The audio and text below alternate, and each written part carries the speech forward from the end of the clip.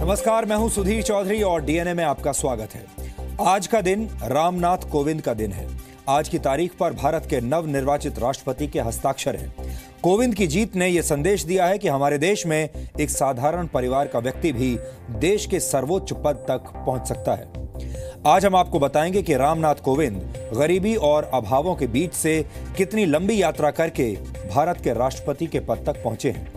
इस विश्लेषण में हम आपको भारत के पूर्व राष्ट्रपतियों के कामकाज और उनके ऐतिहासिक फैसलों के बारे में भी बताएंगे। इसके बाद आज पाकिस्तान पर अमेरिका के कूटनीतिक अटैक का विश्लेषण करना भी जरूरी है। अमेरिका ने पाकिस्तान को उन देशों के लिस्ट में डाल दिया है जहां आतंकवादी सबसे ज्यादा सुरक्षित रहते हैं।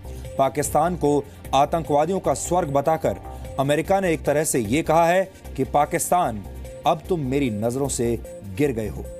अब सवाल यह है कि क्या पाकिस्तान का सिर्फ नजरों से गिरना ही काफी है? क्या अमेरिका के इस फैसले से पाकिस्तान की हरकतों पर कोई अंकुश लगेगा? हम आपको आज इसके बारे में विस्तार से बताएंगे। आपने अक्सर बड़े बुजुर्गों को यह कहते हुए सुना होगा कि पुराने जमाने में भोजन की बात ही कुछ और थी। हर चीज शुद्ध होती थी और भोजन शरीर को लगता था, जबकि आज के दौर के भोजन में वो शुद्धता और शक्ति नहीं रही। बड़े बुजुर्गों की यह बात अब सच साबित हो गई है। हमारे पास भोजन की गुणवत्ता पर हुए एक रिसर्च के नतीजे हैं, जिनके मुताबिक पिछले 30 वर्षों से भारतीय भोजन की ताकत और उसके पोषक तत्व लगातार कम हो रहे हैं। 30 वर्ष पहले भोजन में शुद्धता और पोषक तत्वों की गारंटी आज के मुकाबले कहीं ज्यादा थी। चाहे गेहूं का आटा हो या कोई दाल, आलू और टमाटर जैसी सब्जियां हो या सेब जैसे फल, हर चीज में पोषक तत्व कम हो गए हैं।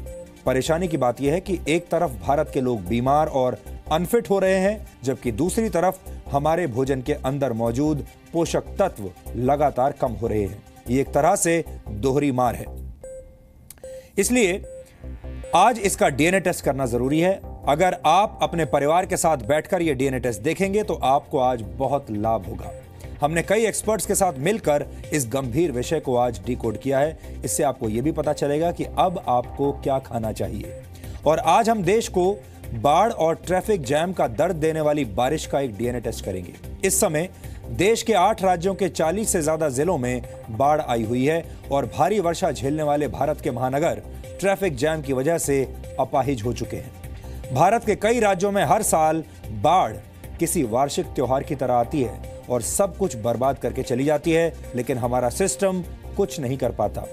भारत के महानगरों में जरा सी बारिश होते ही सड़कों पर पानी भर जाता है और लंबे लंबे ट्रैफिक जैम्स लग जाते हैं।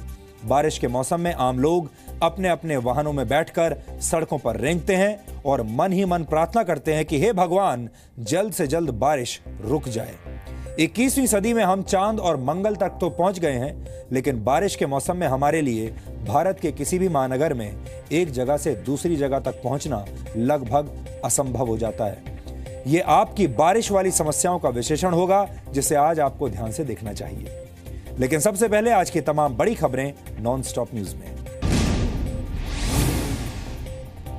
रामनाथ कोविंद राष्ट्रपति पद का चुनाव जीत गए हैं। एनडीए के उम्मीदवार कोविंद ने यूपीए की मीरा कुमार को बड़े मार्जिन से हराया। रामनाथ कोविंद देश के 14वें राष्ट्रपति के तौर पर 25 जुलाई को शपथ लेंगे। कोविंद के आर नारायणन के बाद देश के दूसरे दलित राष्ट्रपति होंगे। कोविंद को कुल 65.65% वोट मिले, जबकि मीरा कुमार को 34.35%।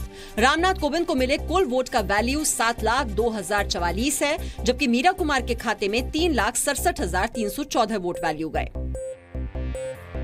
चुनाव जीतने के बाद रामनाथ कोविंद ने कहा कि उनका राष्ट्रपति चुना जाना लोकतंत्र की महानता का प्रतीक है। राष्ट्रपति के पद पर मेरा चयन भारतीय लोकतंत्र की महानता का प्रतीक है। इस पद पर रहते हुए संविधान की रक्षा करना और संविधान की मर्यादा को बनाए रखना मेरा कर्तव्य है। रामनाथ कोविंद के राष्ट्रपति पद का चुनाव जीतने के बाद प्रधानमंत्री मोदी और बीजेपी अध्यक्ष अमित शाह ने कोविंद से उनके घर जाकर मुलाकात की और उन्हें बधाई दी। प्रधानमंत्री मोदी ने कोविंद के चुनाव जीतने पर 2 तस्वीरें ट्वीट की, जिसमें एक 20 साल पुरानी है। अमित शाह ने कहा कि कोविंद के तौर पर राष्ट्रपति भवन में करोड़ों गरीबों को प्रतिनिधित्व मिलेगा।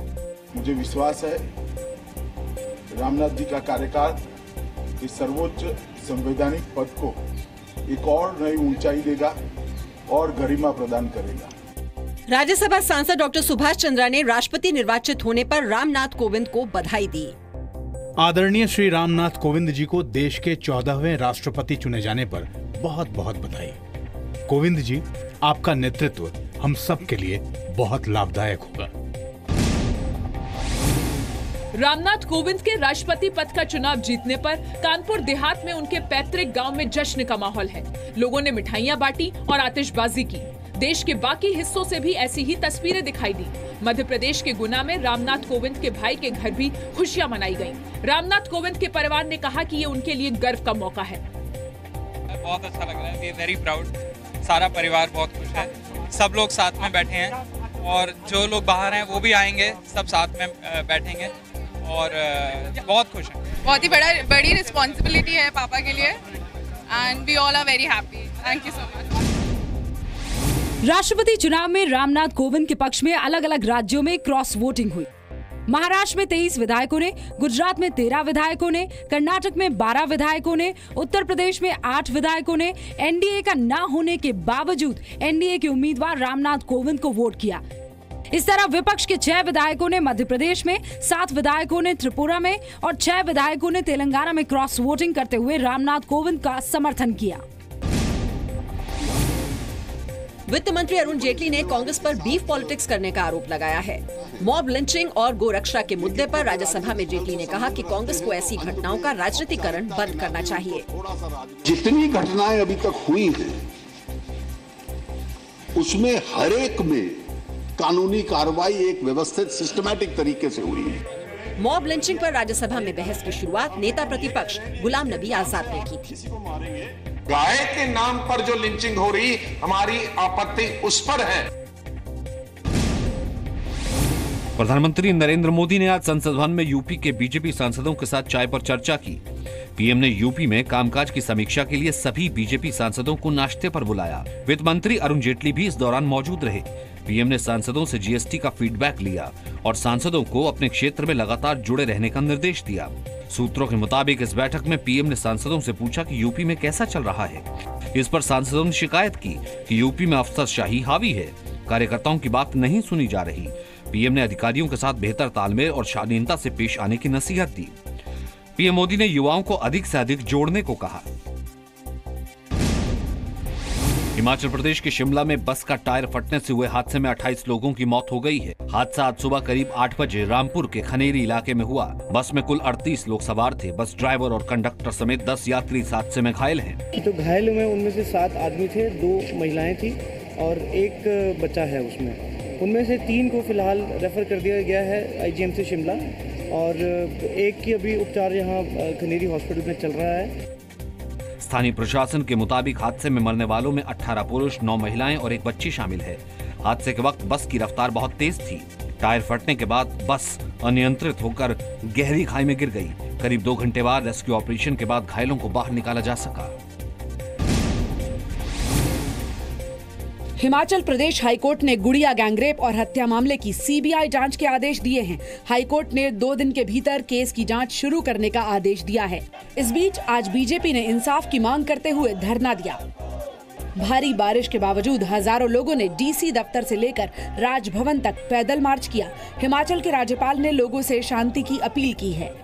मैं सबसे शांति के लिए निवेदन करूंगा और उसके साथ पुलिस प्रशासन से जो जैसा हुआ है उसके लिए कल हाई कोर्ट के द्वारा CBI जांच के निर्देश दे दिए गए हैं। इस केस की जांच कर रही SIT टीम के IG, SP और ASP को हटा दिया गया है। शिमला के कोटखाई में 4 जुलाई को नाबालिग गुड़िया का 6 लोगों ने अपहरण कर गैंगरेप किया था। 2 दिन बाद जंगल से उसका शव मिला था। प्रवर्तन निदेशालय ने फेमा उल्लंघन मामले में IPL team Kolkata knight riders के मालिक शाहरुख खान को नोटिस भेजा है और उन्हें 23 जुलाई को पेश होने को कहा है। ये नोटिस KRSPL के मॉरिशस की एक कंपनी को अपने कुछ शेयर वास्तविक कीमत से कम कीमत पर बेचने के मामले से जुड़ा है। शेयर ट्रांसफर और फॉरेन एक्सचेंज की वजह से करीब 73.6 करोड़ रुपए का नुकसान हुआ था। ये मामला 2008-2009 का है। शाहरुख खान की पत्नी गौरी खान KRSPL की डायरेक्टर हैं, जबकि शाहरुख खान और Juhi Chawla IPL team Kolkata knight riders के मालिक हैं। जम्मू कश्मीर के डोडा में बादल फटने से 6 लोगों की मौत हो गई। हादसा बीती रात हुआ, जब बादल फटने से घरों में अचानक पानी भर गया और कई मकान ढह गए। हादसे के बाद मलबे में कई लोगों के दबे होने की आशंका है। इन्हें सुरक्षित निकालने के लिए जम्मू कश्मीर पुलिस के साथ ही SDRF और सेना को भी लगाया गया है। अभी तक हम 6 डेड बॉडीज रिकवर कर चुके हैं, क्योंकि हम कोशिश कर रहे हैं कि कोई इंश्योर करने के लिए कि कोई और बॉडी उसमें ट्रैप ना हो। ओडिशा, महाराष्ट्र, गुजरात समेत देश के कई दूसरे राज्यों में भी बाढ़ से हालात गंभीर हैं। दिल्ली और NCR में हुई लगातार बारिश से कई इलाकों में पानी भर गया, जिसकी वजह से लोगों को लंबे जाम का सामना करना पड़ा।